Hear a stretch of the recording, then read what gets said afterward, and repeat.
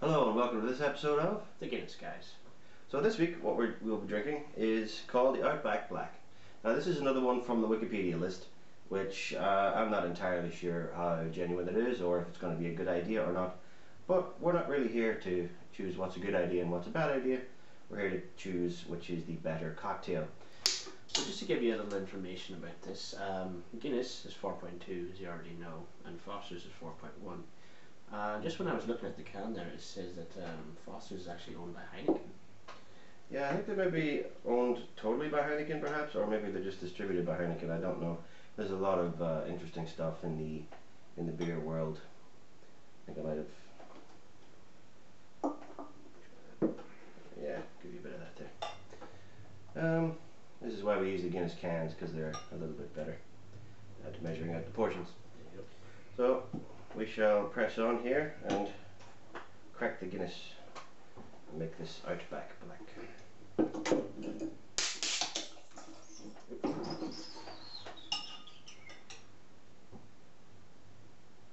Oh, that's foamy.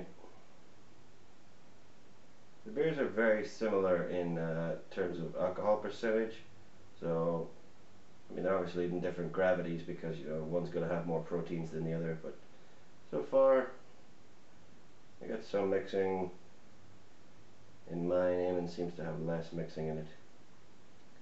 But once again we have this massive off-gassing. This is most likely from the Fosters. So just see, can we see here? There's not much layering there. I mean it's black and then it's red and then it's just a little bit of yellow at the bottom. A big massive head on it as well. So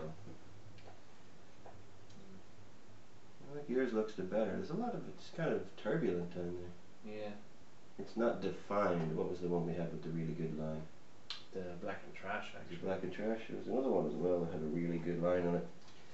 I think that was probably the Guinness and Harp. I think it was the Guinness and Harp. Yeah, that one had a pretty good line on it as well.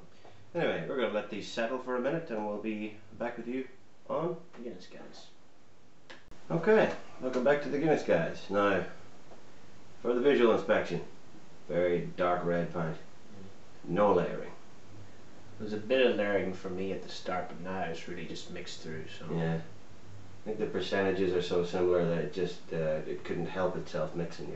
It's slightly lighter at the bottom, yeah, but it really is imperceptible unless held up to light. It's just slightly lighter. it's just the tiniest finger of layering here on mine. Yeah, it's nothing worth noting really. Anyway, let's do the smell test. Well, that's all Guinness. I mean, Foster's isn't known for being particularly hoppy, so Yeah, I haven't noticed the kind of yeasty smell of it. Maybe like a kind it does actually smell a little yeasty this time. like brown bread. Yeah, it does smell like brown bread, sort of. Mm.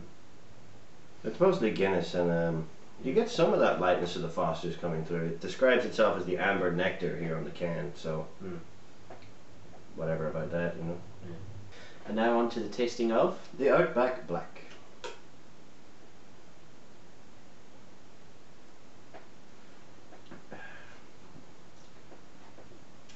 That's quite nice. Huh. Kind of very sweet. You know what that's like? You know Tizer or red lemonade? There's Yeah. a little hint of red lemonade in there. Yeah.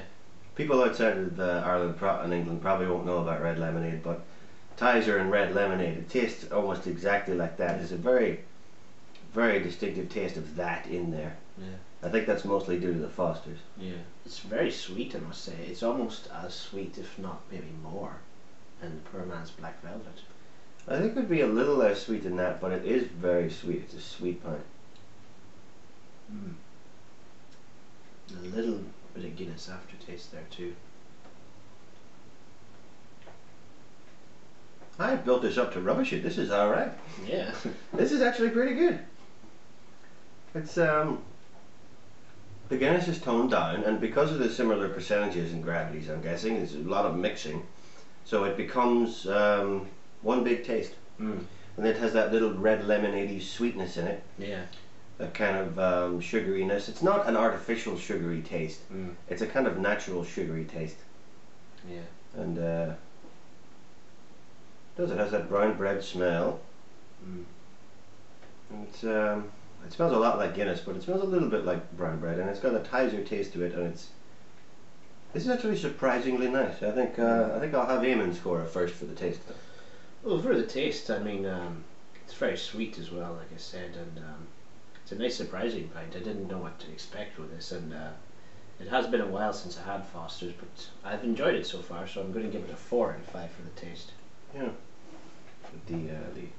We do the air trick where you basically have a little in your mouth and you pull air through it. You see wine guys doing this on TV, but it actually works quite well for beer.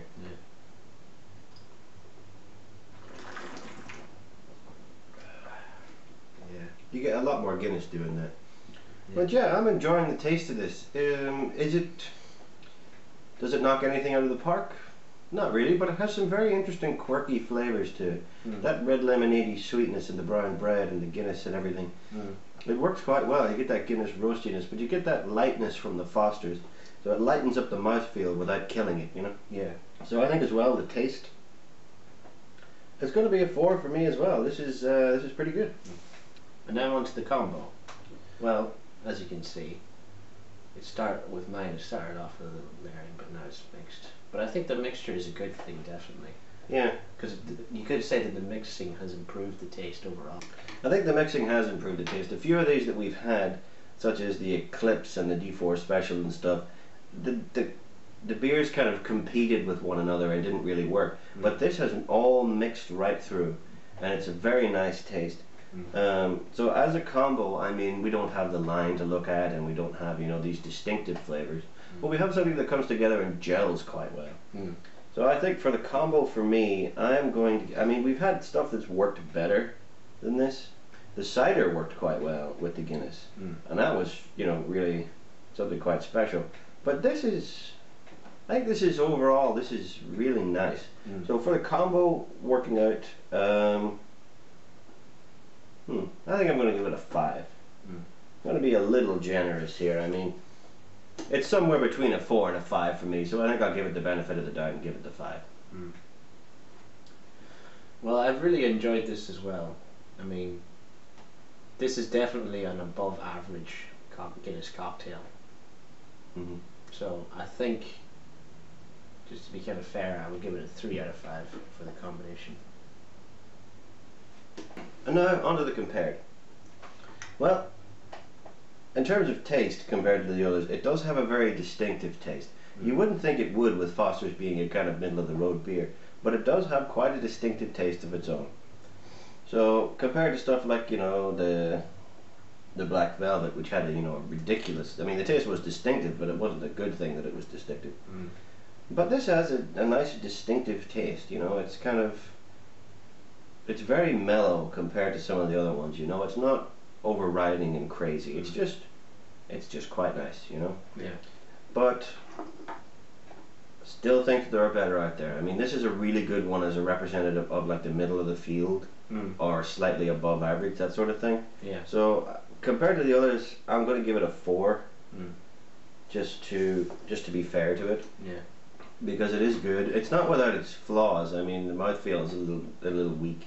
Carbonation's kind of low and stuff like that. But however, all around, it's put in a good showing. I think it's not anything ridiculously spectacular, but the taste is interesting enough, and the combo works very well together.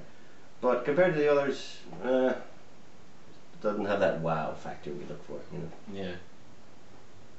Well, I think it does in some ways. I mean, because of the sweetness, you could say that I would describe this as a lady Guinness cocktail because of the sweetness. You know. Yeah, it's not as harsh as some of the others. I don't know many women that would drink Foster's for that fact. Drink Foster's or Guinness, probably not. But as a combination of the two, this could work for a lot of people. I think, yeah. I think a lot of people would probably do well trying this. It's quite nice. Anyway, what do you want to give it for the compared? Well, for the compared, I'm going to give it a 3 out of 5 because, like I said, this is definitely an above average Guinness cocktail. But only slightly. Yeah. You think? Okay. Yeah. Well, I'm going to add up the scores. So this week for the Outback Black, I have scored 10 out of 15. And I have scored 13 out of 15, which I just realised is my highest score. I am very taken with this. I think I've been a little generous to it because, you know, some of them have been pretty hit and miss, you know.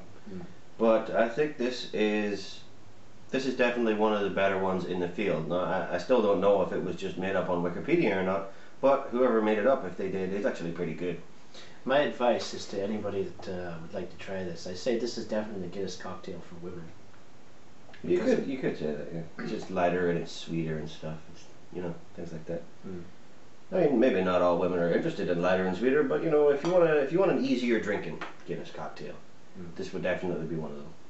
So, thank you all for joining us, and we will see you next time on The Guinness Guys.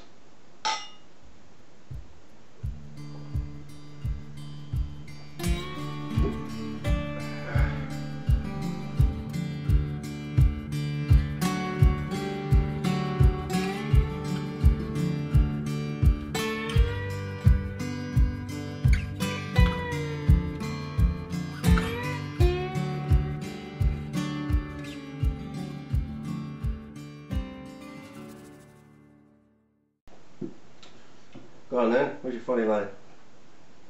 Nothing.